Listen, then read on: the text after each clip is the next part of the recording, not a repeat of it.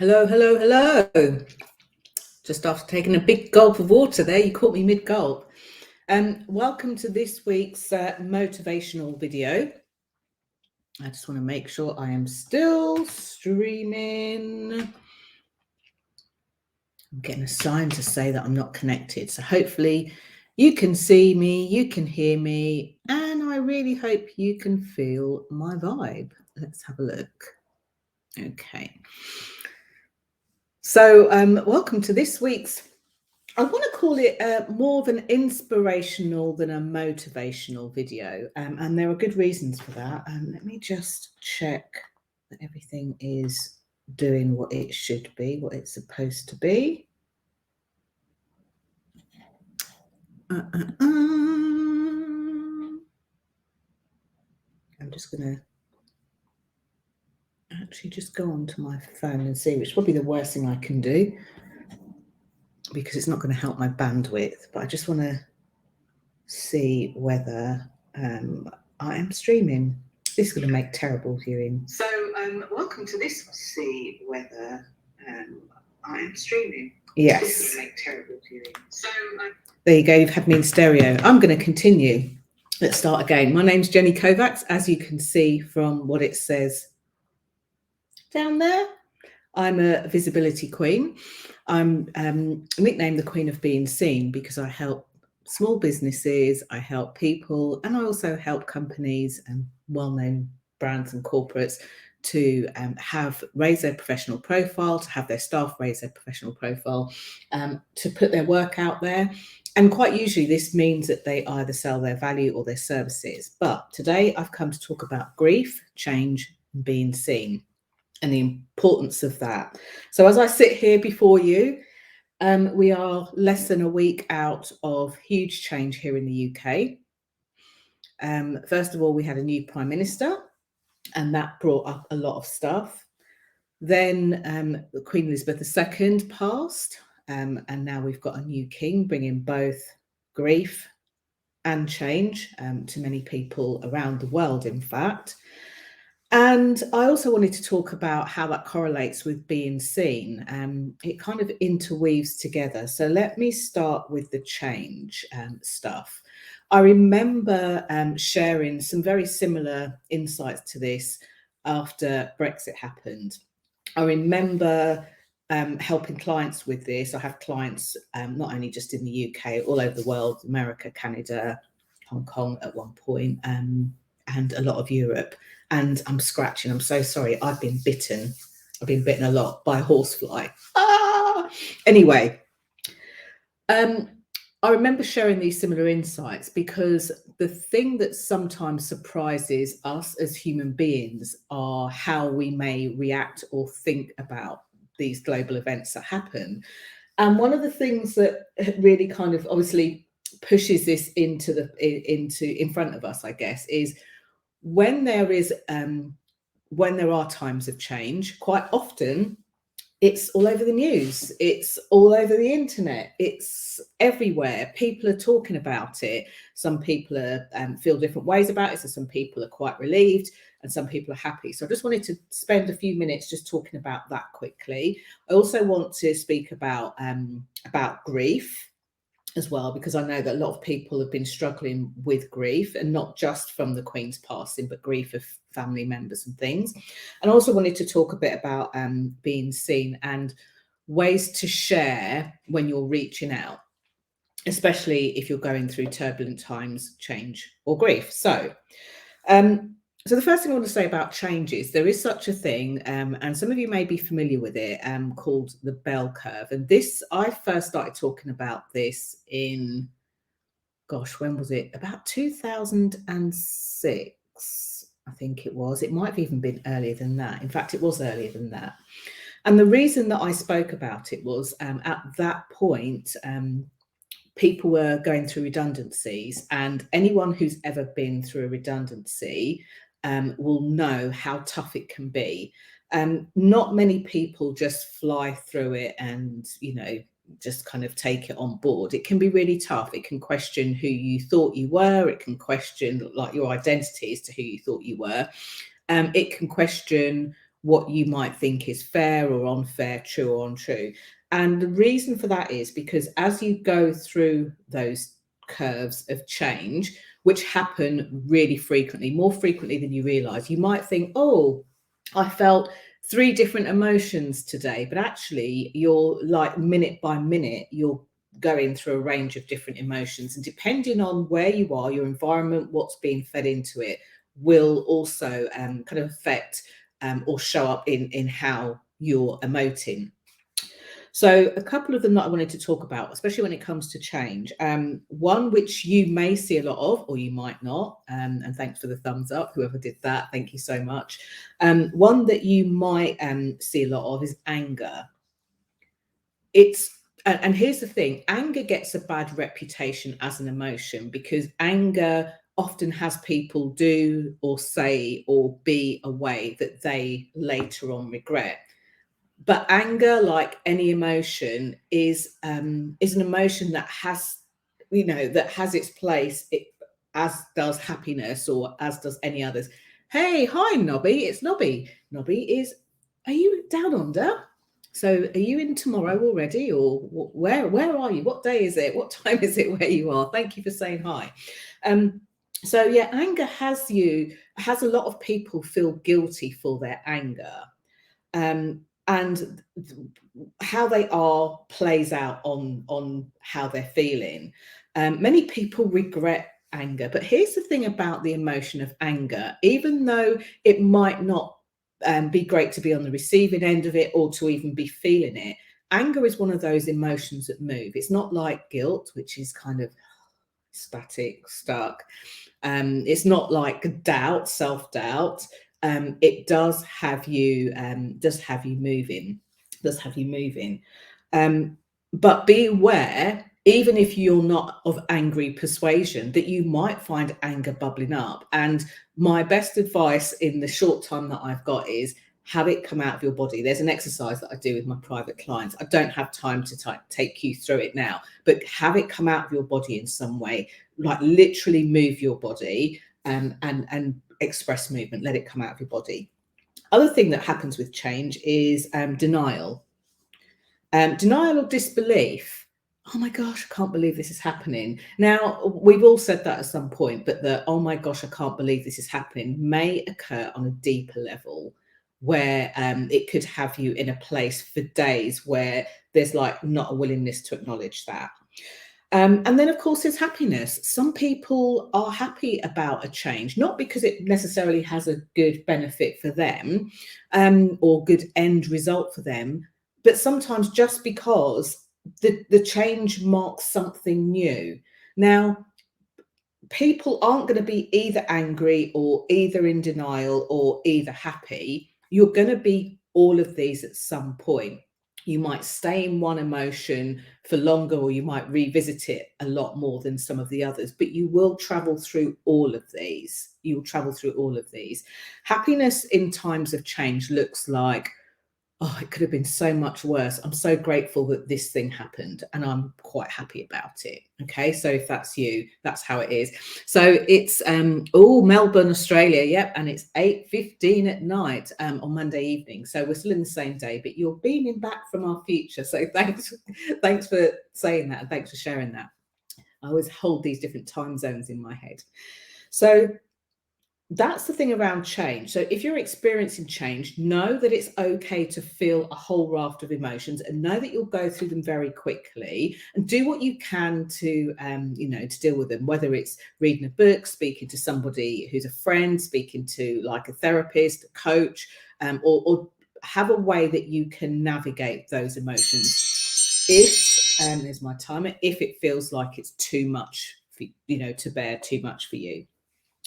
So then the next thing I want to speak about is what people have seen a lot of globally has been grief. Obviously, with the passing of the Queen, this has attracted worldwide attention.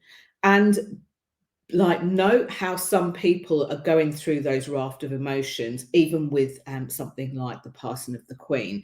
Now, the reason that I'm actually talking about this isn't just because the Queen has passed, but last week, on that same day, earlier that morning, I had news or found out of some really dear friends of mine who lost, somebody really close to them. Obviously, I'm not going to name it, but my Facebook friends who are connected with me personally may guess who I'm speaking about. But really dear friends of mine that I spent a lot of great times with growing up. I would say growing up, not from childhood, but growing up through my teenage and 20 years. People who I have a lot of love for. I don't see them half as often as I would like to, but I have a lot of love for. And they went through a passing. And what I wanted to do, rather than talk about the grief side of how you might be feeling, I want to talk about the flip side of it. We all have our own grief stories. I have my own grief journey and story as well.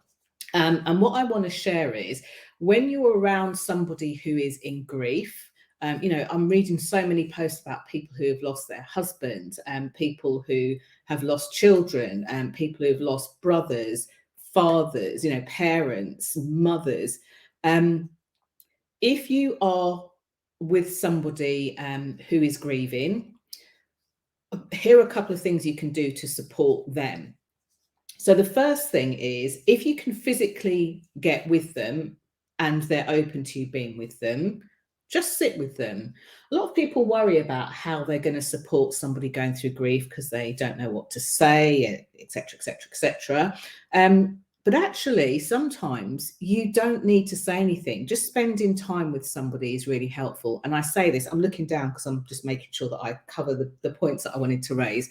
I say this because I remember through one of my own grief stories, having people just sit with me, having people who I knew and trusted just sit with me and just to be with me was one of the most hugely helpful things that I think helped me have a healthy grieving process. And if you can't get to somebody, sorry, I've got hiccups now. If you can't get to somebody physically, you might be able to phone them. In fact, they might feel like, oh, I look a mess and I've been really upset, and just to hear a voice and actually to hear silence on the phone. One of my very best friends, who's still my best friend to this day, I will always remember, and it makes me feel so emotional now, but I always remember how she phoned me, we spoke, and she just sat and held that silence. Didn't feel uncomfortable, didn't feel awkward, didn't try to make small talk. She just held that silence. And if you can do that for someone who's going through any form of grief, honestly, it's life-changing for them. The other thing to do is to listen to them. Quite often when someone's grieving, and especially if they're in a place of raw grieving, they can be raw and they can verbally express that. And they might be expressing anger or hope or denial or something that's quite hard to witness, hard to listen to, hard to watch. But listen and if you can listen without interjecting or trying to put a plaster over it or trying to feel better. I remember learning this a couple of decades ago. And as a coach, sometimes people have been talking to me about things that are really important to them, really emotive for them. And it's like there's a whole psychology around crying, watching how people are when they cry, watching them refuse themselves that moment, but also how to support somebody who's going through it. And when somebody is in that space, no matter how difficult it might feel to listen to watch, or to witness, they are processing their grief. And if I, as a listener, come straight in the middle of it with, oh, come on, there, come on, stop crying. Honestly, it's not that bad. What I am doing is I'm inadvertently, normally people do it by accident, they don't mean to do this. But what I'm doing is I'm stopping that person's process. It's like I'm shoving their emotions back down. It's the metaphorical way of just sticking your hand out and pushing your hand over someone's mouth and literally shutting them up. This is not a good way to help anybody process any kind of grief or trauma for that matter, although I'm definitely not a trauma expert. So just being able to sit with them and listen. The other thing that I want to say, and this is going to be particularly playing out, you know, when somebody like the Queen passes and it's known internationally, people will have their own grief stories. Now, again, I experienced this, and I saw a post recently by a lady called Nova Reid, who's author of The Good Ally, and she was talking about grief.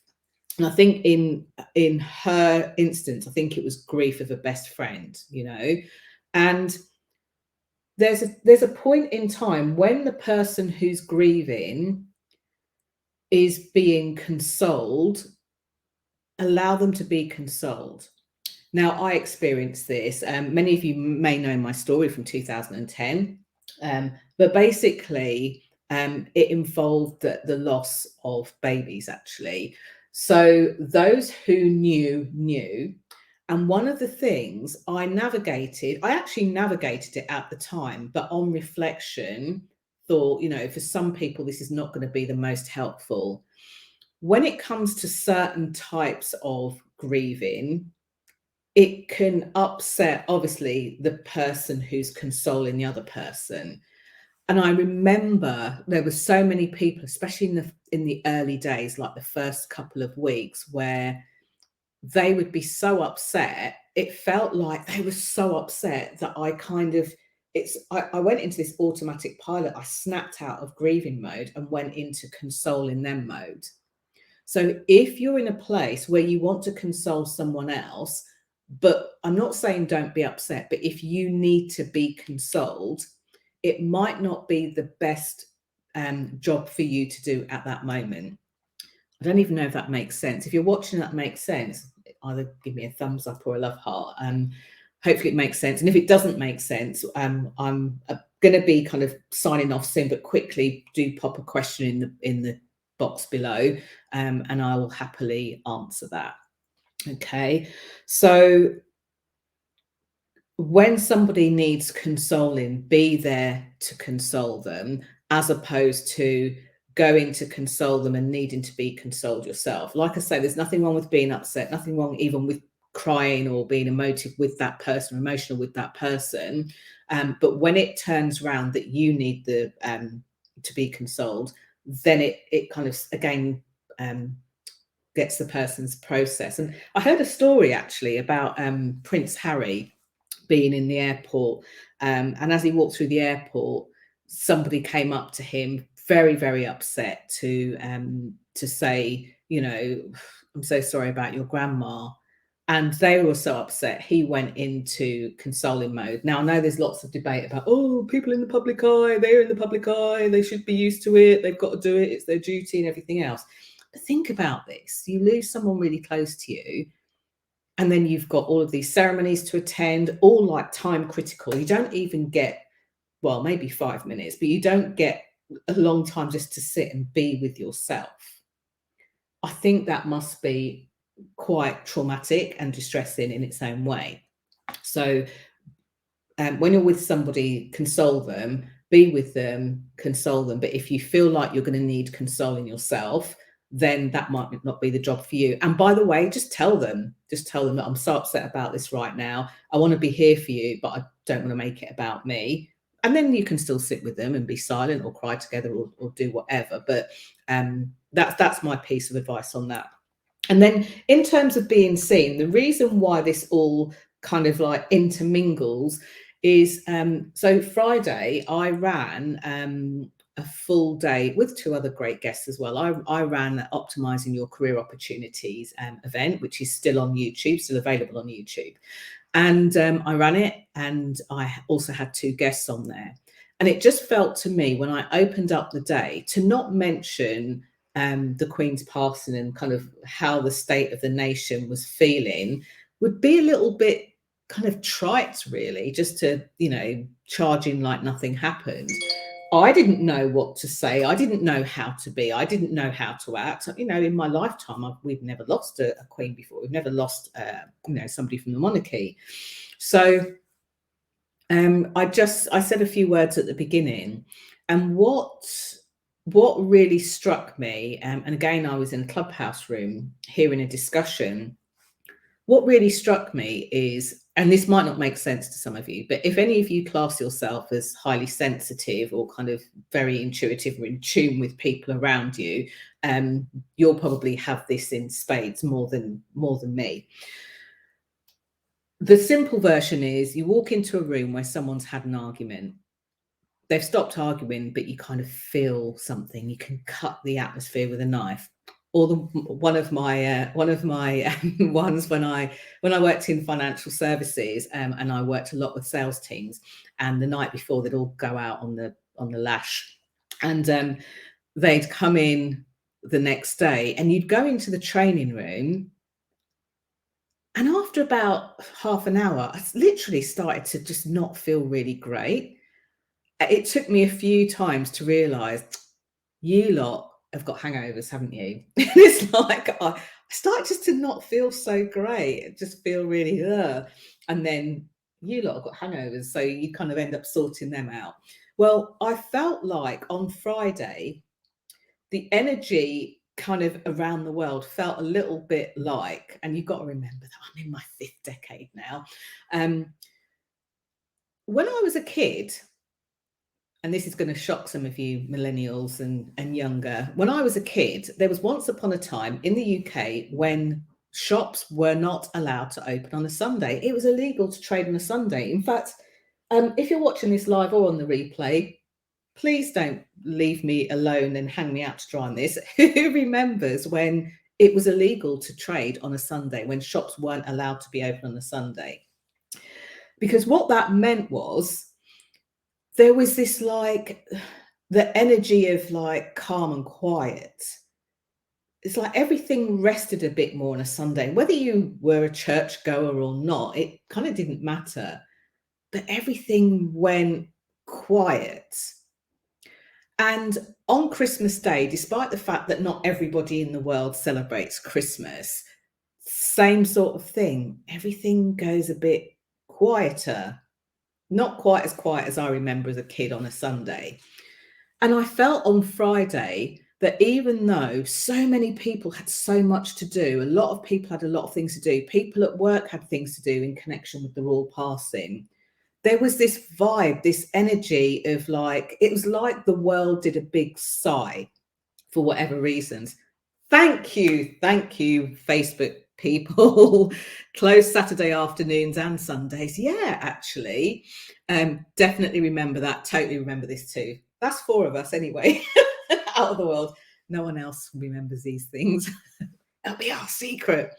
But I felt like on Friday there was this like big kind of sigh, this kind of lull, very similar to that kind of vibe, that feel, that energy.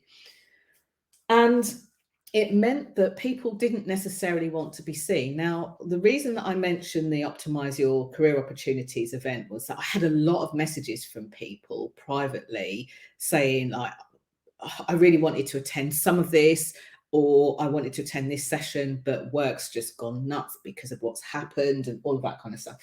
So I just I went ahead anyway. I thought to myself, what's the protocol in this? Do you cancel an event like this? Do you reschedule it? Do you go ahead with it anyway? Do you have to wear a black armband? You know, do you have to wear black? Do you get to do what you want? Which ultimately we all get to do what we want. I decided to go ahead with it.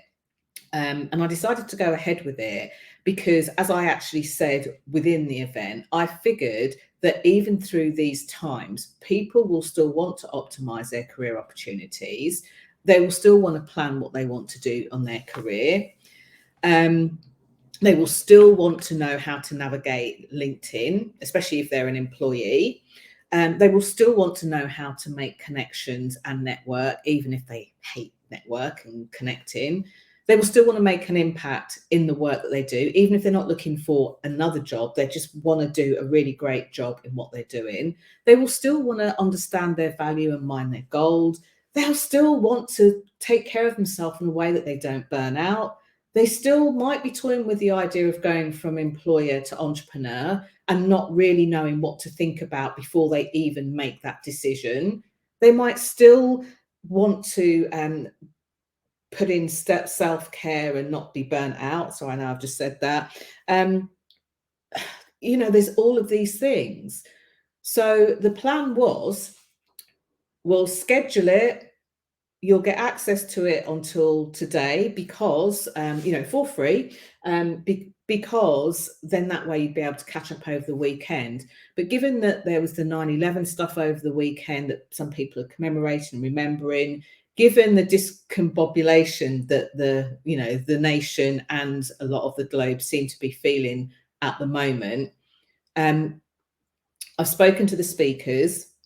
And I'm actually going to leave it open and up on my YouTube channel for you to watch for a bit longer. But here's what you need to know.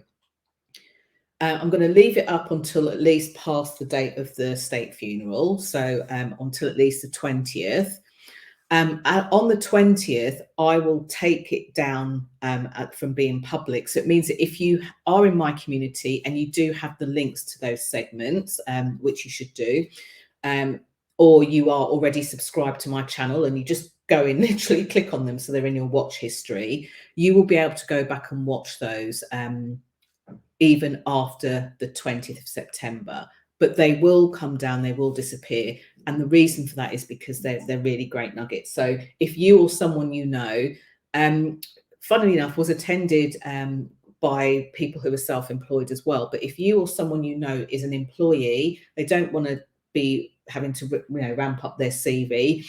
They don't want to have to go looking for another job. They just want to do a really great job where they are and optimize their opportunities to maybe be promoted and get career progression, or be able to walk in from one job to another. Then you're definitely going to want to watch those segments. Okay.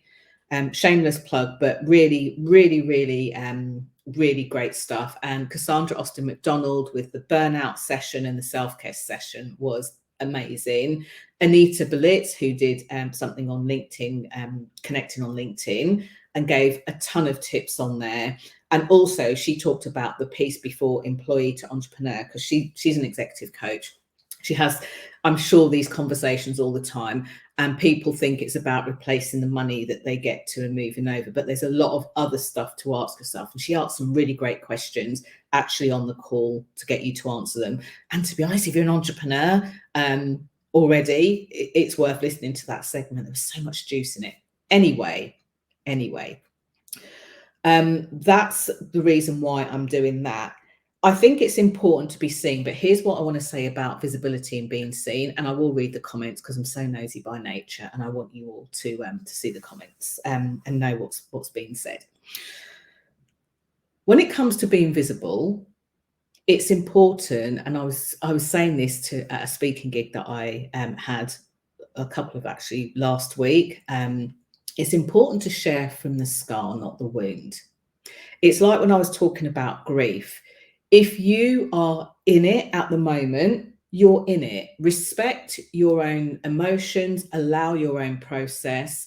And once it becomes a scar and something that you can speak about from that place and share from that place, that will be 150% more beneficial than coming in and sharing from the wound.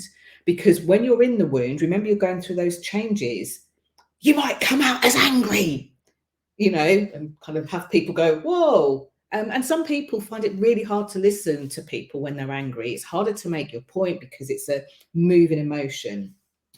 If you're in denial, if you're in doubt, if you're in any of those and you're in it, you're in the wound, all you're doing is sharing the wound.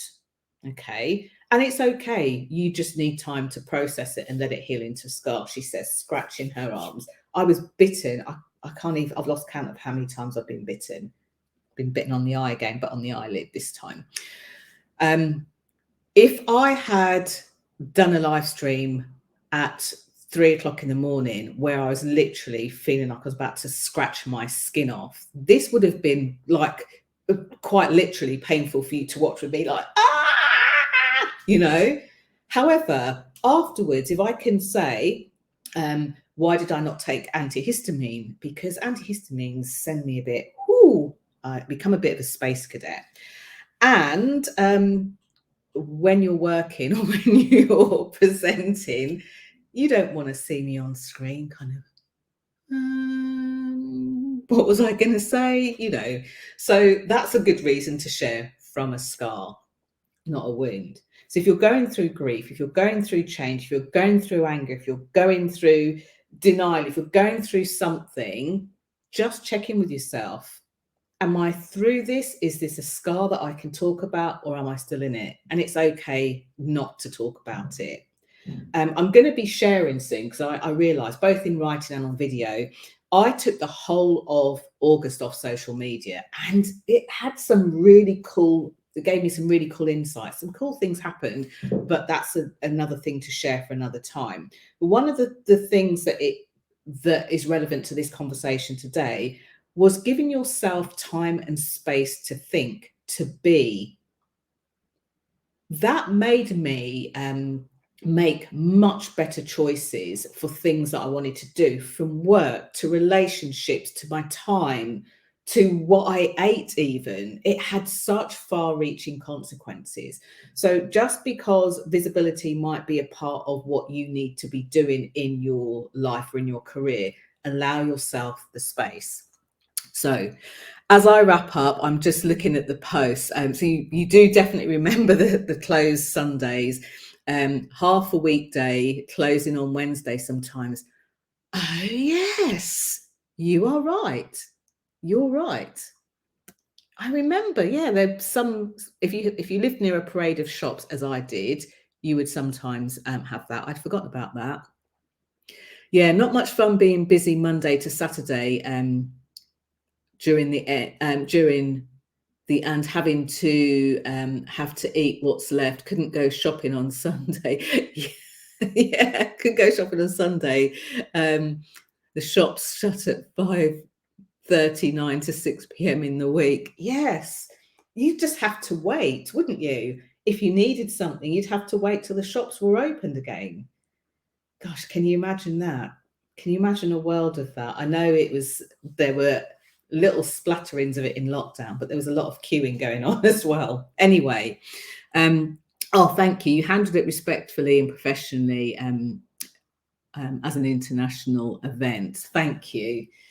Thank you for saying that, because, we all question, did I do the right thing? Was it seen? I haven't posted anything about the Queen on social media, not because I'm in disagreement or anything else. It was grief on grief, and then hearing about the Queen, then having to, to host the event. And I gave myself the time and space that I needed. But the thing that I do want to say, I've been surprised since seeing some of the things that I've read. And, I don't think there's anyone on the planet who's passed who has been 100% good, a good person all of their lives. They might have done things that have upset people. They might have done things that have been horrific. But I just thought, in these days, surely it pays to be kind, to show some compassion to the people who need it. Look, I'm not telling you how to feel or how to think. If you agree with something, okay. If you disagree with something, okay. But I was very surprised, put it that way. So I think that's all I'm going to say on that. Yeah, pubs didn't do food. Do you know what? I don't even think there was one pub near where I lived when I was growing up, and it didn't have a very good reputation. So we didn't go to that pub. Everyone knew about it. So yes. So I wouldn't have had a clue about that. Anyway, that's it. I hope this has been helpful. It's probably a lot longer than I intended to speak for, but I think it might serve people who need to be supported through grief. It might serve you if you're going through change or you've got imminent change, because that can be scary as well. That can still bring up the emotions, because you start thinking about the change, your amygdala kicks in, and then all of a sudden your body thinks it's happening, and you will display these symptoms as well. So now I'm getting the stories of everything that was closed. So, pubs in Australia used to close at 6 p.m. Therefore, the 6 p.m. swill. Oh, interesting. Interesting. Yeah, I can imagine. I can imagine. Oh, pubs were just pubs. Yeah, they were. You used to go in and drink. And the Americans are like, oh, yeah, gee, you all have really cute pubs over there. Yeah, pubs. In fact, I found a good pub around here, and it's like a secret location pub. It's a cool pub. Anyway, I digress. I just wanted to say thank you so much for commenting. Thank you so much for engaging. I'm debating on whether it's safe for me now to take an antihistamine, and I will stay away from video, let's just say, because if you think the 6 o'clock swill in a pub was a sight to behold, Jenny on antihistamines is a sight to behold. I think I've done everything that I need to do today. So I want to thank you so much for watching this. Do share this with people if you think it's going to be beneficial. And the other thing that I do want to say is at the moment, I know a lot of kids are going to university. I know for a lot of people who have multiple kids, their youngest are going to university. And it brings up what's known as empty nest syndrome. Empty nest syndrome will feel like grief for the person. So try some of these grief tips with them, sit with them, talk to them.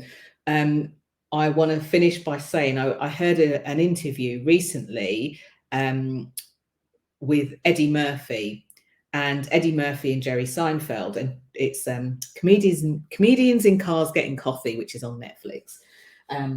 Anyway, Eddie Murphy said that when his youngest went to university, he packed them off to university, like saw them off at university, and then he said he sat and he cried like a baby. There will be people putting on brave faces and telling themselves that they're ridiculous for getting upset because their kids, are not babies now, they're grown and they're going to university. There will be a lot of people that feel that way. Don't disregard their feelings if they tell you that they feel really bad. Do some of the things we talked about with grief. Sit with them, listen to them, encourage them to do something to kind of move their bodies. I say get out. Don't distract them from what they're feeling, but let them process it because it's a big thing for them. What was the other thing I wanted to say? Yeah. So. And also, by the way, for some empty nesters, happiness might be the thing they're feeling. Woohoo! I've got my life back. I've got the place to myself. Me and my other half can do what we want now without the kids there to watch. Or it could be, oh my gosh, now I can start thinking about creating a life that I want for myself. It can be all through the range. So go easy. Happy Monday to you all. Thank you for tuning in from Melbourne, Australia. I'm so grateful. Thank you for tuning in from Yorkshire. And thank you, Gina G, for commenting and not making me feel so alone about the pub situation. In fact, thanks to all of you. And thank you to those of you that have given love hearts, thumbs up, and have been watching, hopping in, hopping off. Hopefully you'll find this helpful resource. Lots of love to you all. And remember, if you or someone you know wants to really create better opportunities, go over to my YouTube channel, subscribe to the YouTube channel, and you'll get to see all the videos and stuff. Oh, and I've got a new welcome video on my YouTube channel as well. I'm in the garden. I'm in the garden in Stoke-on-Trent. They don't even speak like that, but thank you so much. And I look forward to speaking to you online, offline. In fact, a couple of you I'm going to see in person tomorrow. Thank you so much, and I'm loving reading these comments. You've got me howling about packets of crisps and places that used to be dry on a Sunday as well. Anyway, you take care. Bye for now.